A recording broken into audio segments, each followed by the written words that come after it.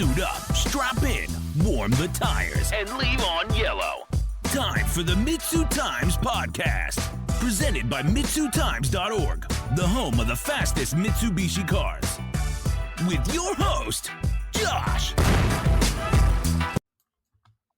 All right, what's going on, guys? Welcome to another episode of the MitsuTimes podcast. My guest today is Mr. Kyle Bevis. He is the owner and driver of an entire fleet of 8th generation Galants. How are you doing today, Kyle? I'm doing great. Thanks for having me. Of course. I love the unique, the out of the norm, and you're definitely doing it. And I feel like the Galant chassis doesn't get enough love. You're absolutely right. Unfortunately, it's one of those dying chassis that there's not a lot of people that are still working on them. You got some kids that are getting them for like first cars and stuff, and they're like, they're oblivious to the whole world, and they're like, oh, what do I do? And you kind of need to like teach them and show them the ropes, but there's not a lot of people that are like really diving deep into this chassis per se. Well, Kyle, what is it that drew you to the 8th generation Galant as your platform of choice? Well, it all started back in 2006. I was looking for my first car. I was, just getting my license, and my a close family friend just had one sitting in their driveway, and it was like their company car. They got it from their company, and they were like, all right, well, we don't want it anymore, and I needed a car. My parents were like, all right, you want me to buy that car? I was like, yeah, sure. So it was kind of just an absolute accident. It was, I bought it to get me back and forth to my minimum wage job, and kind of all started from there. Okay. Well, as I said, you have an entire fleet. Why don't you talk us a little bit through, about each car and their purpose, the purpose you bought it for. All right. Yeah. So currently I have 4 8th gen Galants, all between the years of, I want to say 99 and 2001. I don't think I've ever had an 02 or 03. I've had 10 total. My first one ever was back in 2006, and I've had 10 since then. So my oldest one that I've had is a 2001. It was a kind of a daily driver that I hooked up, and then I ended up getting another one because it was a smoking deal and it was really clean. So I like kind of stocked the original one back out. An original one meaning the one that I got in, I want to say 2016 maybe. I kind of number them on my Instagram, so it's hopefully it doesn't confuse anybody. But so I got one in 2016. I kind of hooked it up with some JDM bits, a manual swap, and then when I got the next one, I took all the parts off of that one, put it on the newer one, and then I stocked it out. I gave that one to my mother-in-law.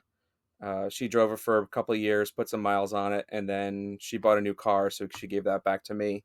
That one I just turned into a demolition derby car. Oh, wow. It's my hometown has a fair every year, and they do demolition derby and double figure eight racing, like full contact. So I'm like, you know what, this car owes me nothing. I got it for $1,000.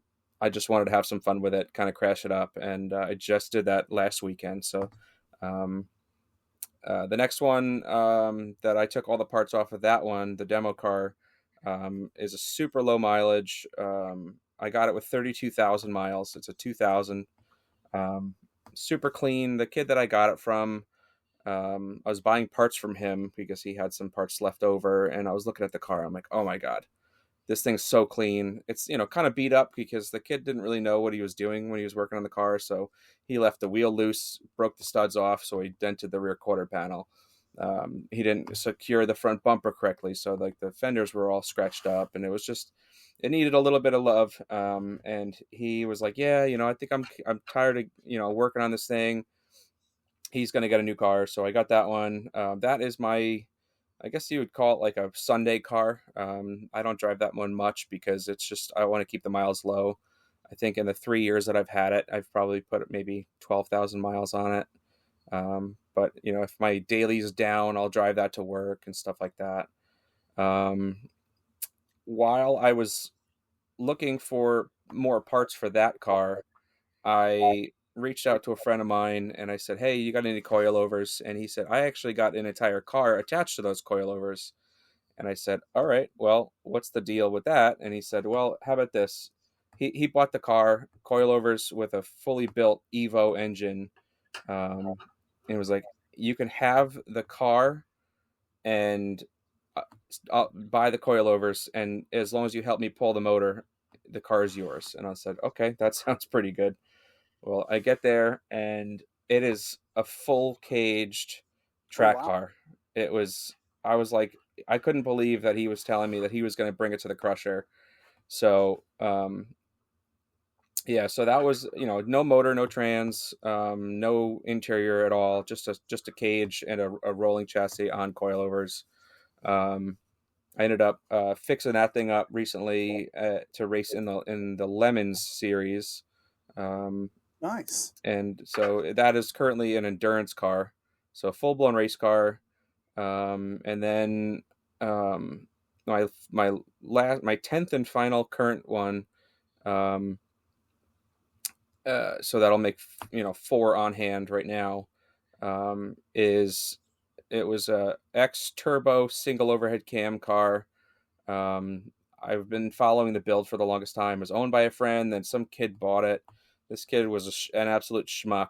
Tried to get into the platform, kind of tainted his whole reputation because he thought he was a know-it-all, and he was asking questions, and then he wasn't liking the answers, so he kind of pissed some people off in the Mitsubishi world, and they kind of all like told him to kick rocks, and he was like, "All right, I'm going to sell this car." So I got it for a little bit more than what he paid for it, but I got it. I think it had a ton of parts for it. Um, and it was, it's a really nice build. It needs a lot of love and care. Paint job, and then the engine was a little iffy, so I got to go through that. But I don't know. That's pretty much my whole fleet currently. So, Very nice. Very nice. A little bit of everything. oh yeah. Okay. Well, Kyle, I think it goes without saying, but most people don't really think of the eighth gen Galant as a track car. So, what makes it competitive in your experience of doing different types of racing with these cars? So my main focus right now, now that the demolition derby is over, I'm focusing back on the Lemons cars, or the race car really. Um, I I think that car, it's not the fastest thing on the track, but the type of endurance racing I do is just about consistency. So um, it's not overpowered. It's not. Um, you're not driving it too fast to where you're going to overdrive the car. So it's planted, it's very predictable. Um, and just being out on the track, turning laps, it doesn't matter if you're a few seconds slower than the guys that are around you. Hmm. You need to be consistent and, I would say, slow, but not as quick. Because the guys that are a lot faster, they're probably overdriving the car, might get into some trouble where they get black flagged. Um, and it also helps that I have about 16 years of experience racing in in motorsports in general, not so much endurance racing, but I work for a NASCAR team Oh wow. for I guess you could say fun, but it's kind of on the side.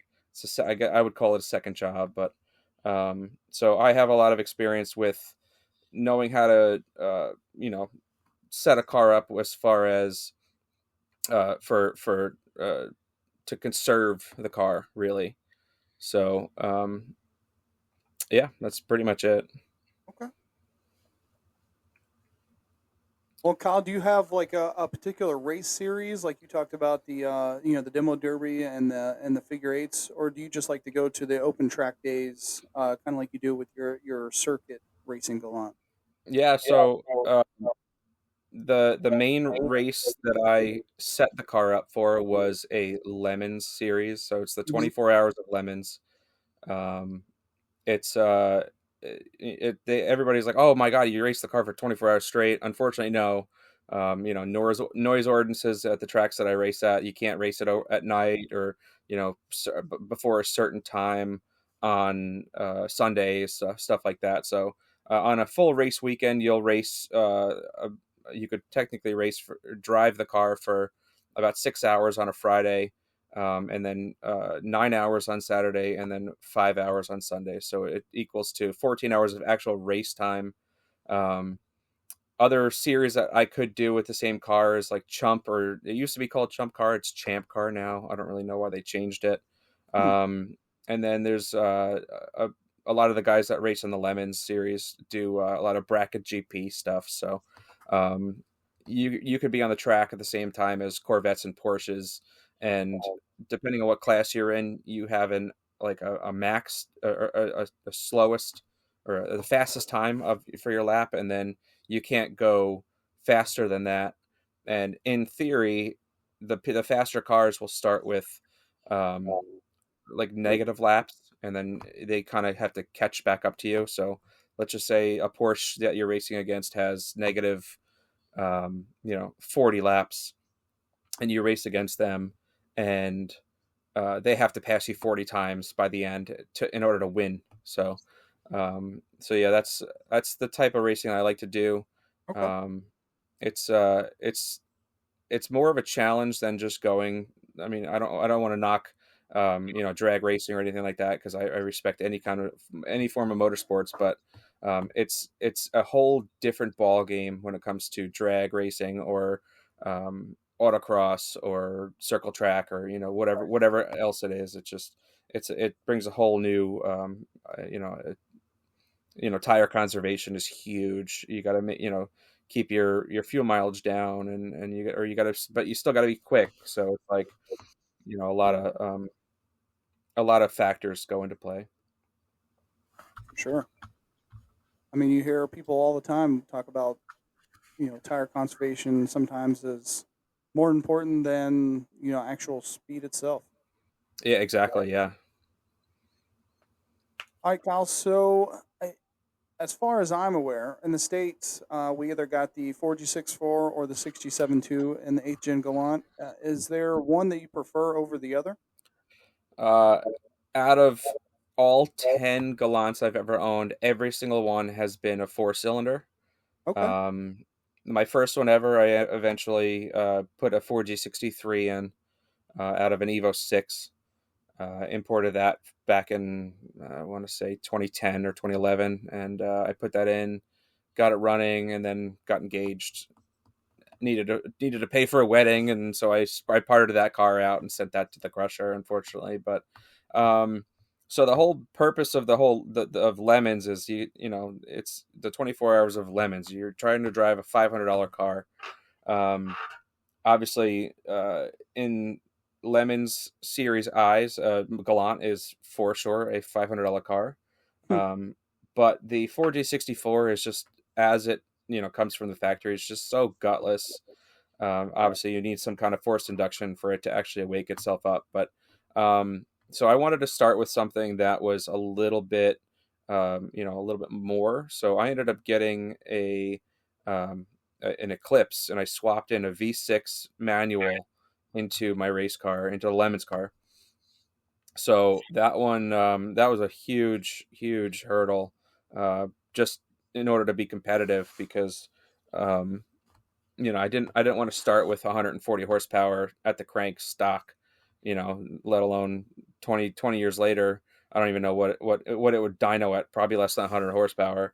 At least Right. with the V6, you kind of have a better advantage as far as powertrain goes. So yeah, so that's the first time I've ever dabbled in the V6 world. Um, but I'm liking it so far. I like the power. Um, I like the sound. um, and at least with the with endurance racing, turbos add a lot of heat, and heat is an absolute killer. Right. So I have a plan for the future. I'll swap out my 6G72 for some kind of a 6G75, maybe Myvec, maybe not. I don't really know, but um, I'm doing a lot of research as far as what's out there, and I'm learning a lot right now with the V6 world. So it's definitely something cool to dive into recently. Yeah. There's a lot of really cool V6s out there. Oh, for sure. How am I correct in saying that no version of the Galant that came to the U.S. came with a manual from the factory? That is correct. Yeah. So every one of them that I've put a little bit of effort into have gotten a manual swap. I've probably bought, I'd say, an equal amount of Eclipses, like either crashed or with a blown clutch or blown motor, just Hmm. to pull all of the manual stuff out of it. So, um, third gen Eclipse 2000 to 2005 all work. Um, it's basically a bolt-on manual swap Right. um, into an eighth gen Galant. So um, it's just one of those things where it, it it's something that you just got to do. So Got to do it if racing it is your goal. exactly, yes, for sure. Well, I mean, even as like a daily driver, I mean, eh, who wants to drive around in a slush box, automatic car as a daily? I know I don't, but Right. um, it's especially like a mid grade mid size sedan from Mitsubishi. It's just one of those things where like, okay, I need to spice this car up as much as I possibly can in order for me to enjoy it. Keep myself awake when I'm stuck in traffic. Exactly, yeah, for sure. Well, Kyle, I know there's, I'm not an expert on the models and versions and everything else that came with the Galants, but is there like a special version or model of the Galant that you haven't had your hands on yet that you really want to get your hands on? Oh yeah, for sure. I as far as USDM stuff, I'm kind of tapped out with that one. I've had pretty much all of them that I've wanted to. There's not a lot, unfortunately, but um, I really want to get my hands on a JDM version. So like a VR4, V6, 6A13 twin turbo manual. Maybe even I might even go for a Legnum if the deal was good enough. But Hmm. I've always had sedans, obviously, because that's all they have in the United States. But if something came across my lap and was just like, "Hey, I got this Legnum for half of what it would normally cost," I mean, shoot, I wouldn't mind getting a Legnum right now. I do see the prices are coming down on them a little bit. Maybe they're starting to lose their pizzazz to the car community as a whole. But Yeah, I think the fact that it's there's more years that you're able to. So yeah. in the next 5 years, I think the like a 97 might go down to within reason, maybe $6,000, $7,000. Um, of course, at that point you're kind of having to find one that's rust free and Hmm. doesn't have blown turbos. But in my however many years I've owned Gallants, I think 19 years. I've started collecting even JDM parts, and I'm like, okay, all right. If I ever came across a JDM VR4 and it needs turbos, well, guess what? I somehow found turbos for or transfer case or just I haven't gotten anything with a 6A13 engine, but I've got a gearbox, I've got rear ends, I've got suspension components. So I think I got some stuff that can probably be pieced together to make something work. Awesome. Well, Kyle, you talked about the Lemons Gallant and how you did the manual swap, and it's the lone V6 one. What other modifications have you done to make it race ready for this Lemon series? Oh man, I could go on forever for this one, but so obviously with it being a full blown wheel to wheel race car, it's got to be it has to have a ton of like high end safety stuff. I got a 6 point roll cage. Um, you got to have good door bars.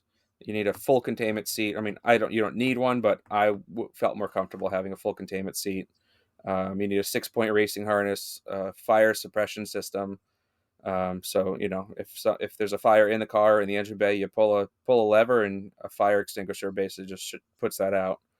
I did some driver comfort stuff. A steering wheel, a quick release steering wheel. I got better mirrors. I did a full homemade cool shirt system. So I wear a shirt that has little tubes, and there's a cooler with a bilge pump inside it that pumps ice water through my shirt. It's almost like an air conditioner in your race car. It's actually really cool. As far as suspension goes, I got really, really good coilovers. They don't make them anymore, and the company that used to make them went out of business. So I don't know what I'm going to do if I ever have to rebuild them, but hopefully I can figure something out. I have a really good cooling system. I've got Brembo brakes all the way around, brake ducts, really good rotors. I've been through a few sets of different brake pads and rotor combination, but just to see what works best for us. But I think I've got that kind of down pat right about now. Okay. Well, Kyle, I believe that you kind of spoke about it before, that the third gen Galant and the third gen Eclipse and the eighth gen Galant are basically the same chassis. So how would you say that the chassis compares to that Eclipse, or maybe even something like the Evo, which I think has just a little bit shorter of a wheelbase? Yeah, there's a ton of parts that you could kind of pick and choose and use. The 99 to 03 8th gen Galant is practically identical. It is a little bit different wheelbase than the 2000 to 2005 third gen Eclipse. I believe obviously most, like, the subframes bolt right up. The engine, trans, drive or gearbox, axles, front knuckles, all the coilovers or suspension components are pretty much identical. I think the only thing difference is like the e-brake cables, and the exhaust is a little different because it's, like, I want to say within 4 to 5 inches of difference wheelbase. I believe some Dodge Stratus that's Eclipse based. I don't remember the years on those, but I think those work too. I've seen some of the bigger names that do the V6 stuff. They've done their Eclipse treatment to a Stratus or two. So that's kind of the drive line, at least. But so since the 8th gen Galant and Eclipse have the 4G64, which is a 2.4 liter, different, I think the same bore, different stroke. There's a lot of interchangeability as far as the Evo 4 to the 9. So 4G63, if you wanted to put a lot of the Evo guys take engines out of Galants and Eclipses and put them in their Evos because they want a stroker motor, or you can do some kind of a Frankenstein hybrid motor where you put the 4G63 crankshaft in the 4G64 block, and then do a long rod, and you have a 2.1 liter D-stroker that can rev to 10,000 RPM. What's nice with the Galant 2 is if you wanted to just put an Evo head on it, which another thing too, the Kia G4JS, like out of a Sonata or Optima or something along the lines of that. Kia Sonata or Hyundai Sonata, Kia Optima. I want to say some like Sportages or Sorrentos or something like that. They all use a Sirius motors too. So the G4JS cylinder head can also work. So it's there's a lot of things that I've learned in my many years, and things that work and don't work, and I think that's kind of like with every different chassis that you've ever dealt with has those things, but it's fun to be able to be like, oh, you see a junk car on the side of the road, like, oh, I could use a cylinder head off of that.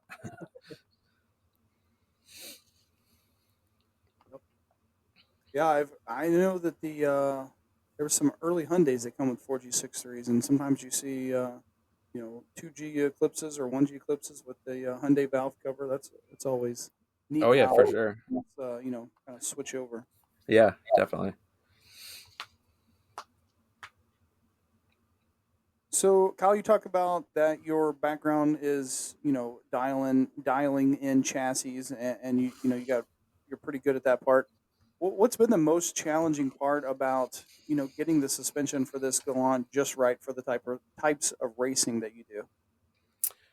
Well, you can't really spend a lot of money on suspension upgrades in lemons and particularly in lemons, but Hmm. so trying to find those parts for cheap is extraordinarily hard. Um, Racing is expensive. I mean, everybody knows that, and luckily, if you're have that ingenuity, you could do it for cheap. You could make something work. Like I found that the Evo 10, so the that Lancer, that really cool looking one, um, that has the same suspension as an eighth gen. The only difference is the top hat on the front struts. Oh, wow. So like they don't make things for Gallants anymore, or if they did, then you're kind of SOL, because they are probably way too expensive. But if you could find an Evo 10 set, because I mean Facebook Marketplace is where I find a lot of my stuff, um, and I, like I said, I know it works, so I know what I need to do in order to make it work. But um, so uh, finding that suspension combo that really works. Um, you know you don't need to spend the thousands for a part that a company came up with, when it could take you a weekend of R&D to make that same part. Hmm. Okay, well, that's pretty interesting. Yeah, it's a lot of different things that you got to be able to kind of spend the money at first to do that R&D, and then it'll save you in the long run, in my experience at least. Yeah, sometimes you got to spend a little money to make a little money. Exactly, yeah. Well, Kyle, obviously you know the capabilities of the Galant, but has there ever been a standout race or event where the Galant chassis even surprised you? Yeah. So the lemons race that I did most recently at Thompson really brought a lot of attention to us. What kind? I mean, I guess it wasn't just the fact that it was a Galant, but when we were there, we had a good theme. Um, we did a Wonder Bread livery, and we all dressed up like Ricky Bobby from Talladega Nights and acted Mm. like him all weekend. And we bribed the judges with Wonder Bread and Old Spice and Big Red Gum. Uh, just one of those. Just I love the movie. I love NASCAR, so it was just fitting for me. And I don't know if that made the impression on the judges, but we ended up getting an award called Organizer's Choice, and I was kind of in my own world. We just finished the race, and they were handing out trophies, and then all of a sudden they were like, and I can't remember the last time I've seen a Galant this clean, and I'm like, what? And then they're like, and the organizer's choice goes to Shake and Brake Racing, and we're like, oh, okay, we won an award, cool. So at the Lemons recap on their YouTube channel, I got a clip of it, and it was like, they did really well, and we can't remember and they kind of reiterated what they said in the award ceremony. They're like, we can't remember the last time we've seen a Galant, let alone one this clean. And I'm like, all right, that made me happy. Obviously, we did really well for it being our rookie season in the Lemons series. We weren't the fastest thing on the track. We didn't have I would say it wasn't the best strategy, but we didn't have a nailed down strategy. but we still finished third in our class, 27th out of 93 overall. Oh wow. We did 439 laps. I think the guys that won were a BMW 3 Series, which they're dominant cars. They did 490 laps, so we were only about 50 laps shy of them over 14 hours, which is, now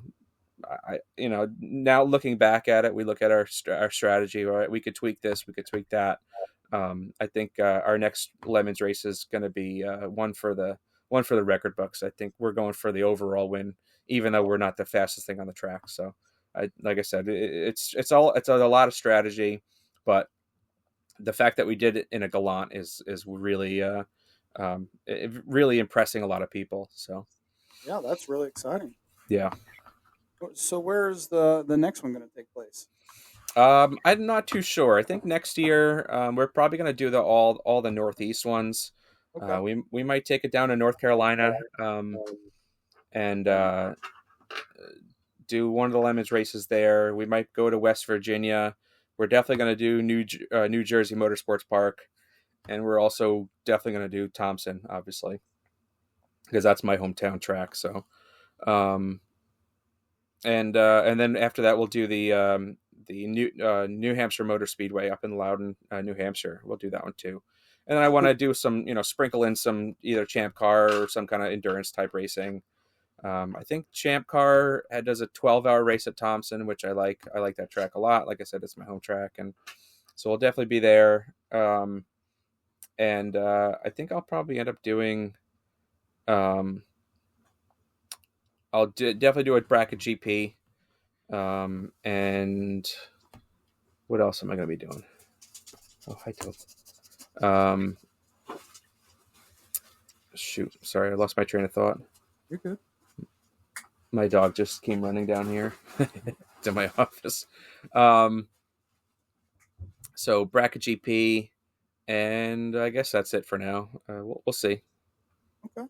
This episode of the MitsuTimes podcast is brought to you by Boosted Fabrication. They create custom parts for most Mitsubishi vehicles, parts stronger and lighter than OEM, such as cross members, engine mounts, bumper supports, and many others, including custom parts by request.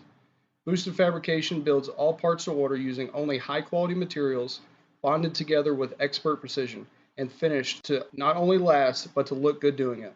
Check out all the products they have to offer at boostedfabrication.com. Well, before all the awards and everything else, before taking third, how did the Galant? What was people's impression of it in the pits, seeing that car? Oh man, up to race. So many people were walking up to us saying, "Oh my God, my mom had one of these. My grandma had one of these. This is the same car I learned how to drive in, or I took my road test in." And I'm like, yeah, that's pretty much kind of what I did too. But I just kind of got addicted to the chassis, and it just kind of fell in love with it. I did. It's just one of those things where it's familiar. I started collecting parts because I guess I'm a hoarder. I don't really know. And then whenever my brother-in-law, two of my brother-in-laws owned Galants that I eventually bought back from them. Whenever their cars broke, I went to my hoard of parts, and I'm just like, here you go. I had one of these parts laying around. Okay, cool. That, it's just one of those things. But, so, just, and another thing too, one of my most recent races, at the demo derby, I put my Instagram tag on my door, big enough to see from the stands, and I got it was a 3-minute race. Just it's 8 laps, a double figure 8, nothing big. I guess I did well enough that I got some people's attention, and I got a ton of followers on my Instagram just from that 3-minute race, and people were messaging me, "Oh my God, I loved watching, seeing a Galant out there just, brought me back to some good times, or nostalgic." And I'm like, all right, well, it's one of those things where I'm glad that my car choice can bring those feelings back to some people, Absolutely. That's awesome. Yeah.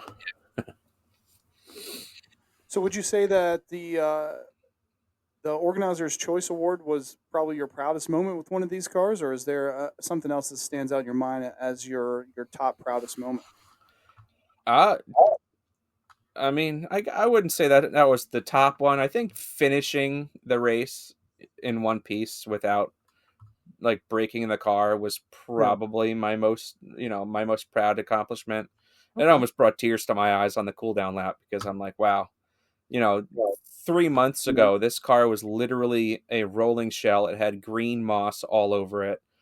And I pulled it out of the weeds and I started working on it. And then in 3 months, I made it from a rolling shell with no safety stuff to a third place finishing in my class, 27th overall winning car. Like Oh, yeah. it was just such a surreal, like, every single night I got 2 kids and a wife and a house, and like every single night I was putting the kids to sleep, cleaning up the kitchen, going outside, working until 1 in the morning, and then going to work the next day. And every single night I was out in the garage, and just taking that checkered flag at the end of that race was probably just one of those, just I can't even explain it. Like, obviously it's up there with the birth of my children or getting married. It's Right. one of the most my proudest accomplishment. It just kind of made everything worth it. Absolutely, yeah, for sure. That's awesome. Well, Kyle, over the years doing everything that you've done to these cars, have you recognized any weakness in the platform itself that you've had to overcome or overcompensate? Yeah, I think finding the right parts, and there are still companies like overseas that are making parts for these cars. They're not quality parts because they're from overseas. So, um, you know, just trying to find an exhaust system for the race car was close to impossible. So I ended up having to make it myself. So it's like, just, I guess, I wouldn't say this is a weakness. This is just a caveat of having um, a chassis that isn't supported as much. Hmm. Um, but you could easily put on a cheap exhaust or cheap parts and get the job done. But is it really going to last the 14 hours plus practice day on a race weekend? Probably not. um, I am finding that the car, as even though it is still technically a like small to mid-sized sedan, um, the weight bias is a little off.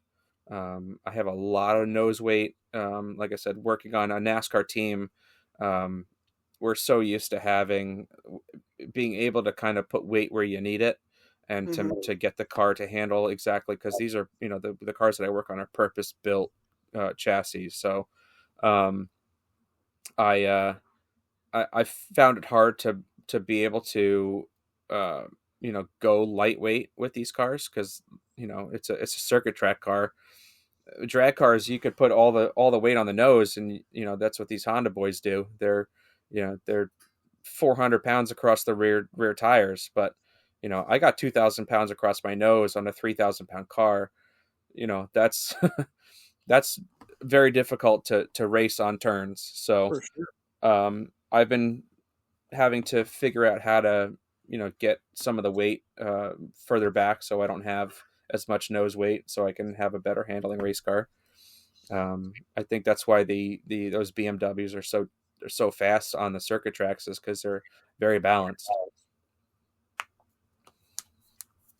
Makes a lot of sense. Yeah.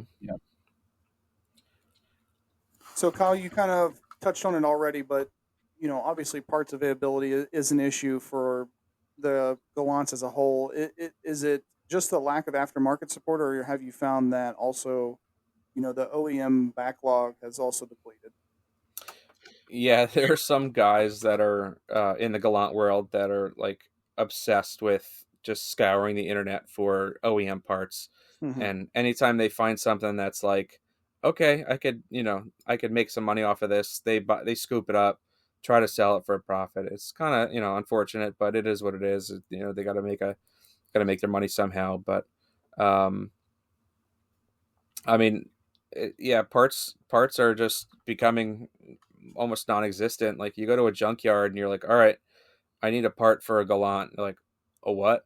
They're they, oh yeah, we haven't seen one of those in 3 years. Oh, okay, cool, great. Now what? So I think scouring Facebook Marketplace, trying to find something that's either rusted out or body parts, or I think you have to just start with a clean car, as far as like the body goes, and then you could kind of add parts and from junk cars that you buy. And I guess I kind of touched on it before, just having those parts sitting around on the shelf. Like my demo car, I got my right front tire torn off of it, and I went to my parts pile and I grabbed a lower control arm and I replaced it in 2 minutes. So just like I said, they share the parts with the Eclipses and stuff too. So if you're smart enough, you could find good deals on Facebook Marketplace or Craigslist. Not so much luck on Craigslist, but Facebook Marketplace is kind of the place to go, because again, there's not a lot of demand for these things. Right. So nobody's like banging their door down to get that $1,000 Eclipse that's crashed up. But here I am. I'll give you $100 over asking, just so you could sell it to me. It's one of those if there's a will, there's a way kind of thing. Exactly, yeah, and it's just every single night I'm on Facebook Marketplace typing in Eclipse, Galant. You know, I even am trying to find whatever JDM parts I can from Galant's, just because those things bolt right up, and people, old builds, they had that stuff sitting in their storage unit, and I'm like, all right, well, if they don't want it, then they got to get rid of it for cheap, and I have a nice stockpile of JDM parts now too, so that's kind of nice. Yeah. Well, Kyle, you kind of also spoke on your long term goals, but is there like maybe the Lemons car, one car in particular that you have a long term goal for? So the last car that I bought it kind of just out of necessity, because I just didn't want this kid to have it. Um, like I said, he was tarnishing his own reputation just by being not very nice to the people that are trying to help him out. And I was like, this kid doesn't deserve this car. I knew the background of it really well, and I'm like, all right, you know what? I scooped it up from just to get it in the Allies' hands. And I think next year I would probably going to start building that into a Lemons car. Um, so that way I'll have a fleet of Lemons Gallants, I like and that. I'll make it delivery uh, to not match, but like be a theme with the other one. So the Wonder Bread theme, on the silver one that I have, that's the Lemons car. This one is it's black with red, but I could change the colors up, and I kind of want to make that one blue and red and do the Old Spice theme, and For then sure. show up with two Lemons cars in the same race. I have a couple plans for who I want to drive the thing. Um, I'm not going to put that out there yet, but I sent an email to a kind of a bigger named YouTube star, and to see what his thoughts are, if he wants to drive it with his team, and if he says yes, then he'll be driving it. But um, if not, then I don't know. I might do a big boys car. So I got a couple friends that are really really fast at autocross, but they're just a little on the larger side. They wouldn't fit in a skinny guy's seat.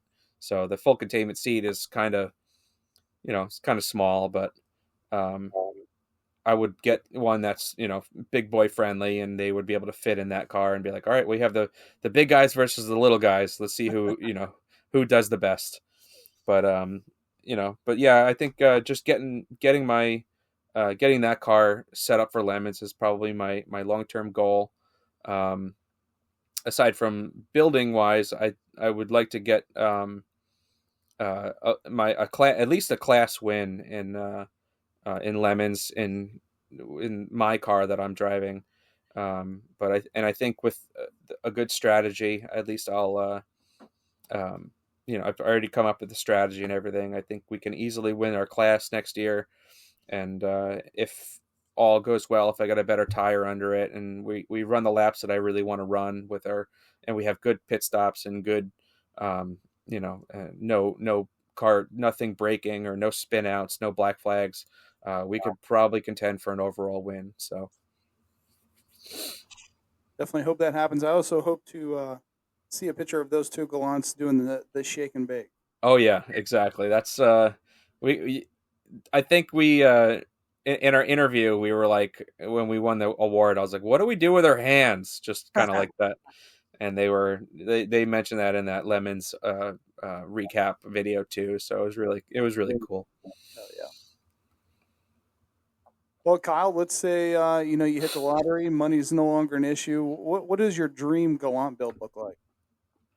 Oh man, I'm kind of working on that right now actually. I've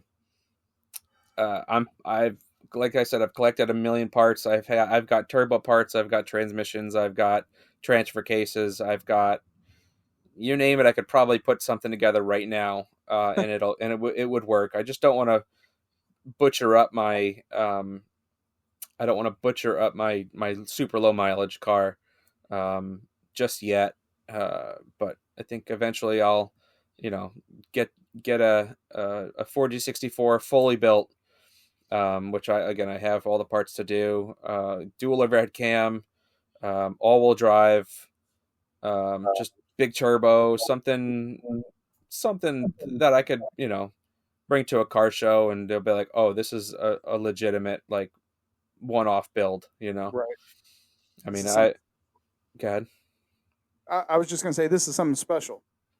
Oh yeah, for sure. Yeah, it's the dream car that I've always wanted to build, and I just, when I bought my first one, I had all these plans, and then I ran out of money. Now I've got the money, and then I'm able to do it. So I'm like kind of chipping away at the parts. Like I just recently acquired a VR4 transmission, so Oh you know wow. it came from a VR4, and I found out that the trans case also bolts up to an Evo 8 or 9 transmission bell housing. So I'm like, all right, well, I have everything, and I just bought a bell housing for a 4G63, and so I'm going to use all the gears from the VR4 trans, and then that will bolt right up to a 4G64, and then I have a transfer case, and I have a rear drive shaft. I've got axles. I've got rear subframe. I've got a rear diff. So it's like, I got a fuel tank because obviously you need the drive shaft to go through it. So it's just one of those things where I'm like, I'm collecting the parts, and if I had unlimited amounts of money, I would get it done now. But um, obviously, I haven't won the money yet. But and it'll all have to wait until the time is right. Right. Slowly but surely. Exactly. Yeah. I mean, I've had these cars for 19 years. They're not going anywhere. I'm not going anywhere. So we'll get there eventually. Yeah. Exactly. So Kyle, if I'm out there, I have a eighth gen Galant, and I'm kind of defeated. Everyone's telling me to sell it and buy something else. What advice would you give me for, either building this car to do something cool with, or even building like a non-traditional car that maybe isn't a Galant to do something cool with? Well, half of the entries for Lemons Racing is non-traditional cars. They love seeing weird stuff. They almost frown upon you showing up with a E36 or 46 BMW. They're gonna be the fastest on the track, but they're going to give you a negative laps because you're kind of brought a almost a spec E46 to a Lemons race. Like they're like going to say, oh, there's no way this car was $500 to start. Galants, they had zero question as far as what class we're in, and um, you know uh, penalty laps to start. So they're like, okay, um, you know, just if you didn't want to race a Galant because you're not as crazy as I am. I mean, these guys show up in like older Volkswagen Jettas, newer style Celicas, Ford Focuses. I mean, there's a guy that was racing against us. He finished second in our class. I don't even know how to say it. It's a Lancia Scorpion. From 1970s. This guy had an Opel that there was racing against us. Like these are some oddball cars. So a Galant, as crazy as it sounds, is no different than these oddball cars because they've never seen a Galant on the racetrack, especially in Lemons. So people, it's going to go a long way to show up to a Lemons race in a Galant, and then if you're smart about your race, you could do well, and then you'll surprise some people. So I think a Galant is actually um, a good starter car. It's just you could pull one from your grandma, put some coilovers on it, and then go race it. Obviously, you got to do with all the safety stuff, but Hmm. it's doable. Yep. And they're unlike the third gen Eclipse. The eighth gen Galant is fairly cheap on the marketplace. I mean, you could even find the third gen Eclipses for pretty cheap. Obviously, it may have some mechanical problems, but people are abandoning them because I don't know, a tie rod went bad or something, or oh, the valve cover started leaking. I don't know how to pull the upper intake plant on a V6, and excuse me, to replace that rear valve cover gasket. And you're like, all right, well, I do, or if you want to get into racing for cheap, you can too. For some reason, third gen Gallants or third gen Eclipses rather, you see a lot of the car is in perfect shape, but it needs a timing belt. What? Yeah, well, I mean, you're supposed to do them every 100,000 miles. Um, and these cars are 20 to 25 years old. So 100,000 miles is on a normal person driving is 12,000 miles a year. Right. You're supposed to do it twice by now. And most people are probably like, oh, I had no idea it needed to be done, because you buy a car used, you don't think to bring it to the Mitsubishi dealership to get the recommended stuff, or whatever. So Yep. Yep. unfortunately, though, I think the 6G72s are interference engines. So if your timing belt goes, most likely you have bent valves and your engine is basically just toast. Yep. You're in the market for some new pistons and maybe some new valves, maybe Exactly. the head in general. Or maybe you just go get a junk 6G75, a fourth gen Eclipse, and you swap some parts over there. I like that idea too. Exactly. I got my eyes on a 6G75, a fourth gen Eclipse in New York City, that it got hit by a drunk driver on the side of the road. So it like needs a tow, obviously, Hmm. but it's less than $1,000. And I'm like, okay. I think I'm going to have to clear off my trailer pretty soon to go snag that up soon. Yep. And a lot of people are having fun with the 6G75 these days. Oh yeah, it's a really cool platform. I'm like I said, I'm not really too into them, but I've been doing some research, and it's really cool to see. Yep. Well, Kyle, where can people find and follow you on social media so they can see some more of these Gallants and see what you're doing with them? My Instagram is galant.addict, so galant period addict. Um, my One of my co-drivers, he has a YouTube channel that he documents all of our circuit racing. He is Counter Steer Garage on YouTube. So he does a lot of different type of racing, but every now and then you'll see a Galant video sprinkled in there. So Love it. Well, Kyle, at the end, I always give people a chance to give a thanks or a shout out to anybody who's helped them get where they are, help get their car where it is. Is there anybody that you want to give a thanks or a shout out to? Pretty much the whole community from the old forum, the Galant Center. They kind of got me hooked on this platform because the community was just awesome. Um, Most particularly, my buddy, he's the one that gave me um, the race car for free with the coilovers. His name is Anas Yunes. I've been kind of picking the brains of a guy. I don't know if you've had him on your podcast, but he's all over MitsuTimes. His Instagram name is Silvertune. Oh yeah. My wife for putting up with all my late nights in the garage, and my co-drivers. So obviously, endurance racing, you can't race for 14 hours straight. So my cousin Tim, and my good buddy Brian, he's the one with the Countersteer Garage YouTube channel. So Tim and Brian are the guys that really helped me with the race. But yeah, those pretty much all the people that have really helped. I'm kind of a lone warrior when it comes to working on the car, but and I try not to be a nuisance to bug people with questions, and I don't want to be that annoying guy that asks a million questions. And but yeah, so I kind of keep to myself. But yeah, so those are the people that are really standing out to me. Awesome. Well, Kyle, thank you so much for coming on here and telling your story and telling the story of your Galant adventures. Yeah, I appreciate you having me. I look forward to seeing some more of them. Absolutely, I'll be posting all over Galant Addicts on Instagram. So we'll definitely be following. Maybe we Awesome. can do a part 2. Yeah, for sure. All right. Well, I'll talk to you soon. I appreciate it, man. All right.